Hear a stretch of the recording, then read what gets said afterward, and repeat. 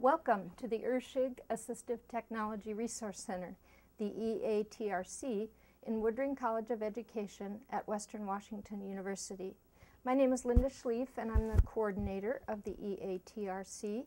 I am a special ed teacher and also an assistive technology professional. We have a variety of visitors. We've had over 1,200 visits logged in during the past academic year.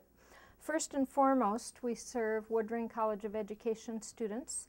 That would be teachers in training and pre-service human service professionals, so that they can learn about the tools that will benefit their future clients and students. In addition, we're a resource to community members. That could be education professionals in the field. It could be families in the local area who have a family member with a disability who come here to learn more about assistive technology. You may be wondering what assistive technology is. Assistive technology is defined in disability law as essentially any item that increases the functioning of an individual with a disability. We have learned over time that as we make these tools available in general environments, others benefit from them as well.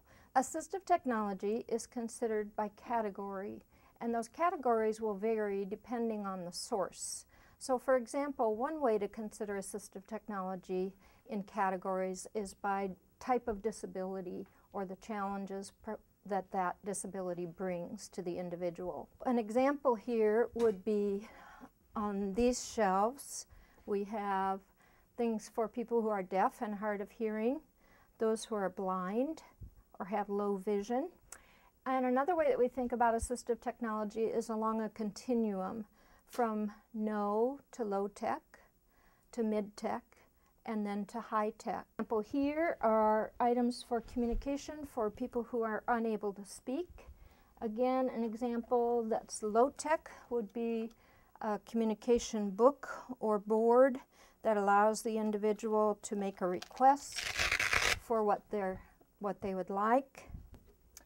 And then communication devices can range to upwards of $10,000. This is a picture of a high-end device.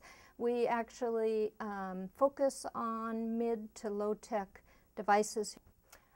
Work accommodations, again, very low-tech, would be something with just pictures to remind the individual of the steps in the task that they're to perform at work.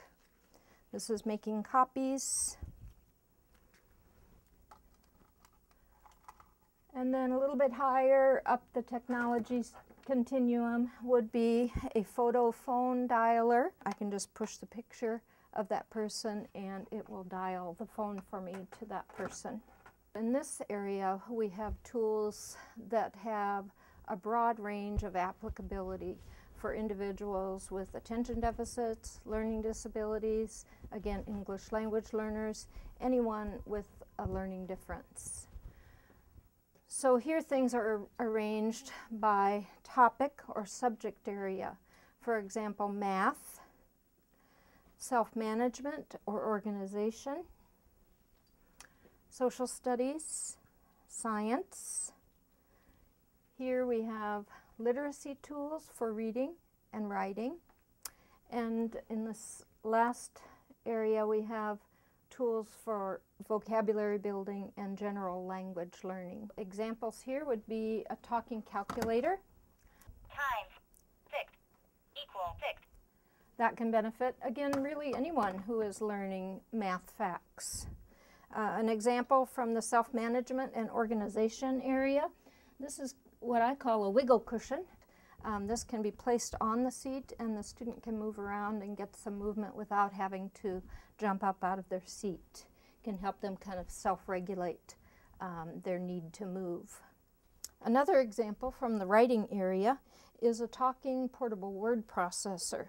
So a student can have this right on their desk. This particular one is called the Fusion. Tomorrow. And I can also turn on something that's called word prediction. So now as I start to type, it's going to give me a variety of words to choose from. We have a wide range of tools for early childhood, infancy and toddlers and preschool. And then in this area we have classroom toolboxes. So this is another way of organizing assistive technology tools in a way that may benefit a range of users in preschool to K-12 classrooms. The idea here is that we're emphasizing the concept of organizing them into a toolkit where students in a classroom can go to the toolkit and self-select tools that might help them with organization or with writing or with math or reading. We also have a small computer lab with 6 computer stations, which are state-of-the-art technology thanks to Woodring College of Education.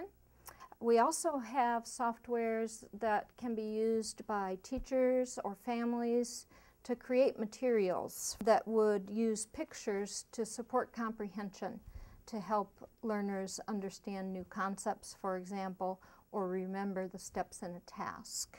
We are also fortunate to have in our new setting 2 smart boards.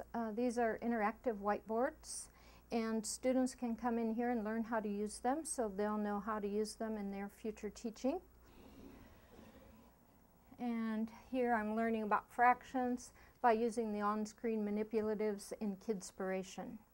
Also new in the last year is our iPad viewing station. We have 3 iPads here that visitors can spend time with looking at over 200 apps. The iPad has been a great boon to our society in general, but especially to people with disabilities. This is an example of an app that will allow someone who's unable to speak to communicate with others in their environment. I want a computer. And ask for something. This particular app is called Sonoflex Lite. It's a free sample of a communication app. These are called Augmentative and Alternative Communication Apps, AAC. Any device previously that would have acted like this app would have cost anywhere from $4,000 to $10,000.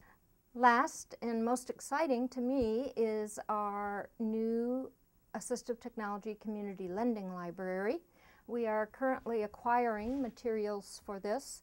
It will allow community educators and family members who live in our area to come and learn more about a variety of tools, but also to check those tools out, take them home and try them before they consider making a purchase.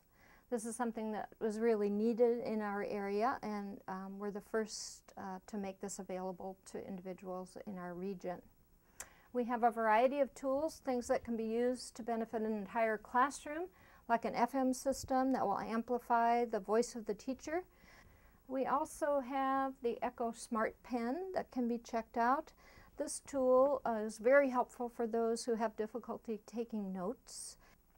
We have a variety of talking dictionaries and the reading pen, and a new tool that I'm excited about. This is called the AnyBook Reader by Franklin, and it's about $30, and it has 15 hours of recording time. So it's meant to record a book, but it can be used for many other purposes as well. It can be used to create talking communication boards, talking flashcards, all kinds of learning materials. Well, I think that about wraps it up for today. Thank you very much for coming to visit. I appreciate your interest, and I look forward to seeing you again soon.